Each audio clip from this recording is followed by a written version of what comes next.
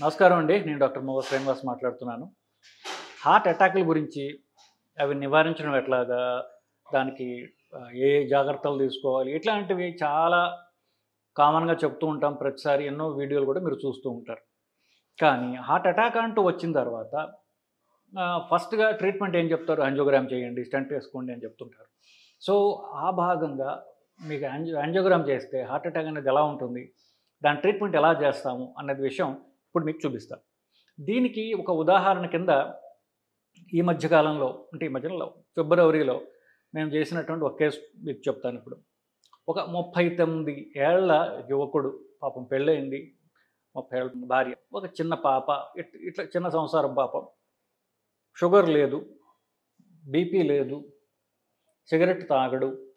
వంశపారంపర్యంగా తనకు తెలిసి ఎవరికీ హార్ట్ అటాక్ ఉన్నట్టుగా తినకు తెలియదు. అంటే ఏమిటి? ఏదైతే మేజర్ రిస్క్ ఫ్యాక్టర్స్ హార్ట్ అటాక్స్‌కి అనుకుంటామో అవి ఏవి కూడా లేవు పాపం. మరి కారణం ఏమిటి అని చెప్పి భార్య పాపం పదే పదే అడుగుతోంది మమ్మల్ని. సో, దీనికి నిజంగా చెప్పాలంటే సమాధానం లేని ప్రశ్న. ఒకటే పాసిబుల్ సమాధానం ఏం చెప్పొచ్చంటే, మీకు తెలిసి మీ ఇంట్లో ఎవరికీ హార్ట్ అటాక్ వచ్చి ఉండకపోవచ్చు. అంటే మామూలుగా మొదటి డిగ్రీ రిలేటివ్స్ అంటే తల్లిదండ్రులు, అన్నదమ్ములు, అక్క చెల్లెళ్ళు, బాబాయిలు, అంటే తండ్రికి అన్నదమ్ములు, అక్క చెల్లెళ్ళు, తల్లికి అన్నదమ్ములు, అక్క చెల్లెళ్ళు, వీళ్ళని ఫస్ట్ డిగ్రీ రిలేటివ్స్ అంటాం. వీళ్ళలో హార్ట్ అటాక్స్ ఉన్నా కూడా మనకి ఆ రిస్క్ మనకి అంటే వచ్చే అవకాశం ఉంది. అందుకని ఈ మేనమామ పిల్లల్ని చేసుకోవటం, కొన్ని మతాల్లో బాబాయ్ పిల్లల్ని చేసుకోవడం, ఇట్లాంటివి జరిగినప్పుడు ఏమవుతుందంటే మన మేనమామల్లో, బాబాయిల్లో వీళ్ళలో ఉన్న జీన్సే మనకే ఉంటాయి కాబట్టి మన పిల్లల్లో డబుల్ రిస్క్ అవుతుంది అది. సో, వాళ్ళలో ఇలాంటి జబ్బులు ఎక్కువగా వస్తాయి. కాబట్టి మేనరకం పెళ్ళిళ్ళు అంత వద్దు. క్లోజ్ రిలేటివ్స్‌లో పెళ్ళిళ్ళు చేసుకోవడం మంచిది కాదు అని మనం సలహా ఇస్తూ ఉంటాం. సరే, కమింగ్ బ్యాక్ టు దిస్ ఈ దురదృష్టకరమైనటువంటి కేసు. దురదృష్టకరమైన అంటే హార్ట్ అటాక్ దురదృష్టం. అతను యాంజియోప్లాస్టీ చక్కగా అయింది. పూర్తిగా అతను ఆరోగ్యం తిరిగి పొందాడు.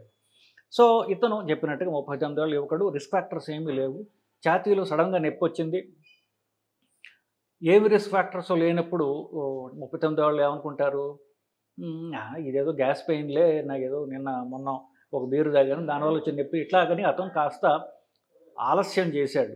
ఆలస్యం చేసి బేసికలీ ఒక 10 గంటల తర్వాత, అంటే ఈలోపు ఎప్పటికి నొప్పి తగ్గకపోయేసరికి ఇంకొక హాస్పిటల్‌కెళ్ళి, ఆ హాస్పిటల్‌లో ఆ పరీక్షలు, ఈ పరీక్షలు చేసి చివరికి ఈసీజీ తీయగా ఈసీజీలో అతనికి తేడా ఉందని అప్పుడు మా హాస్పిటల్ రావడం జరిగింది. ఇదంతా అయ్యేసరికి ఉండడం ఇక్కడికి ఓ 2 కిలోమీటర్ల దూరం ఉండడం అయినప్పటికీ కూడా అతను త్వరగా సరైన ట్రీట్మెంట్‌కి రాకపోవడం వల్ల 10 గంటలు ఆలస్యం జరిగింది. సో, ఇప్పుడు యాంజియోగ్రామ్ రాంగానే పరిస్థితి ఇది అని చెప్పాము. బెస్ట్ ట్రీట్మెంట్ అంటే దాన్ని యాంజియోగ్రామ్ చేయడం. ఎక్కడైతే రక్తనాళం బ్లాక్ అయిందో దాన్ని క్లీన్ చేయడం మంచి ట్రీట్మెంట్ అయ్యా అని చెప్పాం. సో, అతను పాపం ఒప్పుకున్నాడు. ఒప్పుకొని యాంజియోగ్రామ్ పరీక్ష మేము చేసాం. యాంజియోగ్రామ్ పరీక్షలో ఏముందో ఇప్పుడు మీకు చూపిస్తాను. సో, ఇది గుండె అండి. ఈ గుండెకి ఇది ఎడమ పక్కన ఉన్నటువంటి రక్తనాళం. ఈ రక్తనాళానికి 2 భాగాలు ఉంటాయి. గుండె పక్కన ఒకటి, గుండె ముందు ఒకటి. ఇతను రిస్క్ ఫ్యాక్టర్స్ లేవు అంటున్నాడు కానీ, ఇతనికి స్ట్రాంగ్‌గా ఫ్యామిలీ హిస్టరీలో వచ్చినటువంటి కొలెస్ట్రాల్ ఎక్కువగా ఉండే రిస్క్ ఉన్నదేమో మనకని నా గట్టి నమ్మకం అండి. ఎందువల్లో చెప్తాను. ఈ రక్తనాళం గుండె పక్కన ఉన్నటువంటి రక్తనాళం. దీంట్లో కూడా చూడండి, ఇక్కడి నుంచి ఇక్కడి దాకా బాగుంది. ఇక్కడి నుంచి ఇక్కడి దాకా బాగా సన్నబడింది. ఈ తర్వాత అంతా బాగానే ఉంది. సో, ఇక్కడి నుంచి ఇక్కడి దాకా బాగుంది. ఇక్కడి నుంచి ఇక్కడి దాకా సన్నబడింది. సన్నబడటాన్ని బ్లాక్ అంటాం. ఫర్ ఎగ్జాంపుల్, ఇక్కడ బాగుంది. ఇక్కడ సన్నగా ఉన్నాయి రక్తనాళాలు చూసారా? దారాల్లాగా సన్నబడ్డాయి. ఈ సన్నబడటాన్ని మనం బ్లాక్ అంటాం. అంటే రక్తం పోయేది సన్నగా నేరో అయ్యి మళ్ళీ వెళ్తుందనమాట. ఈ ముందు భాగం రక్తనాళాలు పూర్తిగా మూసుకొని పోయి ఉన్నది. ఇది మీకు వేరే వ్యూలో చూపిస్తాను. సో, ఇది ఆఫ్‌కోర్స్ హార్ట్ అటాక్ వచ్చి పూర్తిగా మూసుకొని పోయింది ఇది. కానీ ఇక్కడ సన్నబడటం చూస్తున్నారు కదా! సన్నబడటం అంటే ఏమిటి? ఇతనికి కొలెస్ట్రాల్ ఎక్కువగా చాలా ఏళ్ల ముందు నుంచి ఉన్నది. ఇప్పుడు ఇతనికి 39 ఏళ్ళు. ఇది బయలుదేరి ఒక 2, 3 ఏళ్ళైనా కనీసం బట్టి ఉంటుంది. 35 ఏళ్ల మధ్యనే బ్లాక్ స్టార్ట్ అయ్యాయి అంటే స్ట్రాంగ్‌గా జెనెటిక్ టెండెన్సీ ఉంటే తప్ప ఈ వయసులో వాళ్ళకి రావు.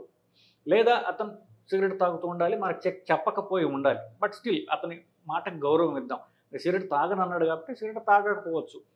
ఇంత 30 ఏళ్లకే కనుక ఈ ఈ రకం బ్లాక్స్ ఉంటే అతనికి వంశపారంపర్యంగా స్ట్రాంగ్ రిస్క్ ఉందని మనం అనుకోవాలి.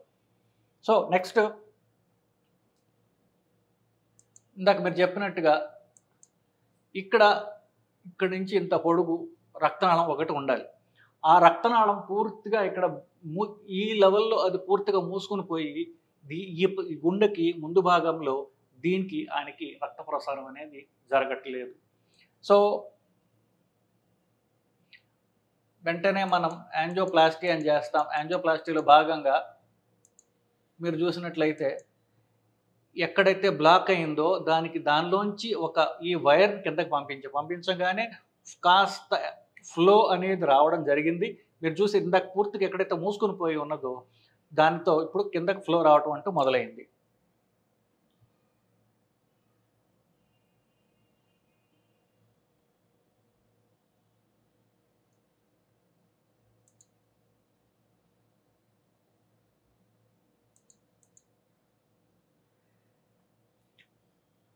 సో ఎప్పుడైతే రక్తనాళంలో మనం ఈ వైర్ పంపిస్తామో ఆ వైర్ మీదుగా మనం ఇంకా బెలూన్లో స్టెంట్లో మనం పంపించడానికి ఇది ఒక దారి క్రియేట్ చేసేటటువంటి పరికరం ఈ వైర్ ఇంటూ పంపించిన తర్వాత ఇక్కడ పూర్తిగా మూసుకొని పోయింది కాబట్టి ఈ 2 చుక్కలు మీకు కనిపిస్తున్నాయి కదా, ఆ 2 చుక్కల మధ్య ఉన్నది బెలూన్ అంటాం.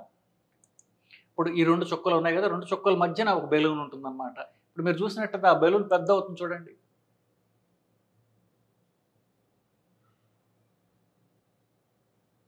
ఇదిగో. సో ఈ బెలూన్ పెద్దదైతే ఏమవుతుందంటే అక్కడ ఏదైతే రక్తం గడ్డ కొలెస్ట్రాల్ ఏవైతే దాన్ని బ్లాక్ చేస్తున్నాయో అది క్లీన్ చేయబడుతుంది. ఇప్పుడు చూడండి బెలూన్ పెద్దదైంది.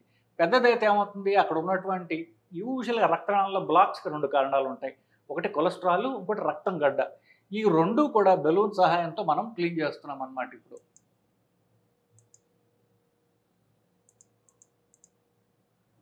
ఇప్పుడు చూడండి. సో దీంతో ఏమైంది, ఇక్కడ పూర్తిగా మూసుకుని పోయి ఉన్నదో ఆ రక్త ప్రసారం మళ్ళీ తిరిగి పునరుద్ధరింపబడింది. కానీ ఇక్కడ కొద్దిగా సన్నగా ఉంది, ఇంకా ఇక్కడ సన్నగా ఉంది. సో ఆ రక్తం గడ్డను మనం క్లీన్ చేసాం, కానీ రక్తనాళం లోపల పేరుకుని పోయినటువంటి కొలెస్ట్రాల్ వల్ల ఇంకా ఇదంతా కూడా నేరవుగా సన్నబడి ఉండటం మనం గమనించాం. సో ఇతనికి స్టెంట్ కావాలి అన్నటువంటిది నిర్ధారణ అయింది ఇప్పుడు. సో ఇది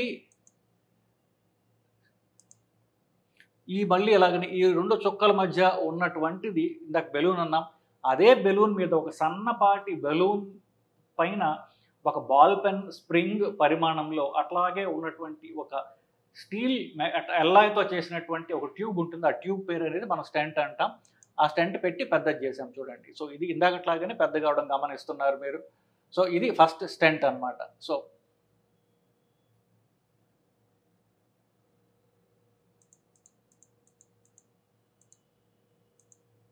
ఇప్పుడు చూడండి ఆ స్టెంట్ వేసిన తర్వాత ఎక్కడైతే ఆ స్టెంట్ మనం ప్లేస్ చేసామో అదంతా రక్తనాళం బాగానే ఉంది. దాని ముందు ఇంకా సన్నబట్టం గమనిస్తూ ఉన్నాం. సో దానికి కూడా ఇంకొక స్టెంట్ మనం ప్లేస్ చేయడం జరిగింది. ఎందువల్ల అంటే పాపం ఇతనికి పొడుగాటి బ్లాక్ ఉండటం వల్ల ఇది 2వ స్టెంట్ అన్నమాట. ఆ 2వ స్టెంట్ అక్కడ ప్లేస్ చేసి దాన్ని పెద్దది చేసాము. ఒకదాని వెనకాల ఒకటి సీక్వెన్షియల్గా మనం స్టెంట్ ప్లేస్ చేసి దాన్ని పెద్దది చేసాం. సో 2 స్టెంట్స్ వేసిన తర్వాత అతనికి మంచి రిజల్ట్ వచ్చింది. మీరు చూడండి ఇప్పుడు. సో ఇక్కడ పూర్తిగా మూసుకుని పోయేది రక్తనాళం ఎంత పెద్ద రక్తనాళం అని మనం చూస్తున్నాం. ఇక్కడ 2 స్టెంట్లు వేయబడ్డాయి.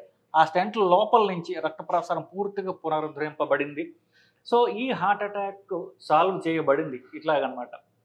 సో ఈ ఎగ్జాంపుల్ ద్వారా మీరేం తెలుసుకున్నారు? హార్ట్ అటాక్ అంటే రక్తనాళం పూర్తిగా 100% క్లోజ్ అయిపోవడము, పూర్తిగా అది మూసుకుని పోవడము. ఈ రక్తనాళము గుండె అన్ని రక్తనాళాల కంటే పొడుగ్గా ఉన్నది మీరు చూస్తున్నారు కదా. ఈ రక్తనాళము గుండెకి సంబంధించిన మొత్తం రక్తంలో 60% ఈ రక్తనాళం కూడా పోతుంది. అంటే ఇప్పుడు భారతదేశానికి గంగా నది ఎలాగో గుండెకి ఈ ఎల్ఏడి అనేటటువంటిది ఈ రక్తనాళం. సో మొత్తం గుండెకు ఉన్నటువంటి రక్తంలో 60% ఈ రక్తనాళం. అంటే ఈ రక్తనాళం సప్లై చేసేటటువంటి కండ ఏదైతే ఉందో ఇదంతా కూడా ఈ రక్తనాళం సప్లై చేసే ఏరియా కండ. ఇప్పుడు యూపీ బీహార్ తీసుకోండి, యూపీ బీహార్ బెంగాల్ ఈ 3 గంగా నది ద్వారా సప్లై చేయబడతాయి కదా. అంటే మొత్తం నార్త్ ఇండియా అన్నమాట. అలాగా ఈ రక్తనాళం ద్వారా ఇంత పెద్ద రక్తం ఇంత పెద్ద కండకి రక్తం సప్లై చేయబడుతుంది. అది ముఖ్యమైన రక్తం. దీన్ని ఎల్ఏడి అంటారు. అది ఎప్పుడైతే పూర్తిగా మూసుకొని పోయిందో ఆఫ్‌కోర్స్ ఆ రక్తం గడ్డ కరగడానికి మన ఇంజెక్షన్ ద్వారా మనం ఇచ్చి కరిగించొచ్చు. కరుగుతుందో లేదో తెలీదు. ఇంజెక్షన్ ఇచ్చి మనం వేచి చూడాల్సిందే. ఇప్పుడు యాంజియోగ్రామ్ ద్వారా అయితే మనం దాన్ని క్లీన్ చేసి స్టెంట్ ఏయడం ద్వారా రక్త ప్రసరణని మనం ఎస్టాబ్లిష్ చేస్తాం. మనం ఇంజెక్షన్ ఇచ్చి వెయిట్ చేయము. సో మనమే క్లీన్ చేసి మనం స్టెంట్ ఏస్తాం కాబట్టి రక్త ప్రసారం పూర్తిగా పునరుద్ధరింపబడుతుంది. చేతిలో నొప్పి తగ్గుతుంది. గుండె పంపింగు ఎక్కువ డ్యామేజ్ కాకుండా త్వరగా మనం తిరిగి రెస్టోర్ చేస్తాం. కానీ ఇలాగ 10 గంటలు, 12 గంటలు ఉండి కాదు. కనీసం 3 గంటల లోపల గనక రాగలిగితే పూర్తిగా గుండె డ్యామేజ్ జరగకుండా మనం దీన్ని కాపాడగలం. కానీ ఇట్లా లేట్ అయిన కొద్దికి ఏమవుతుంటే గుండెకి డ్యామేజ్ కాస్త అయిపోతుంది. అది ఎంత మిగిలిందో అంత మనం కాపాడుకోవడం జరుగుతుందండి. సో ఇది హార్ట్ అటాక్ అంటే ఎలా ఉంటుంది? దాని యాంజియోగ్రామ్ ఎలా ఉంటుంది? స్టెంట్లు ఎలా వేస్తారు? అన్న దాని గురించి మీకు ఒక అవగాహన వచ్చిందని ఈ వీడియో ద్వారా నేను ఆశిస్తున్నానండి. నమస్కారం.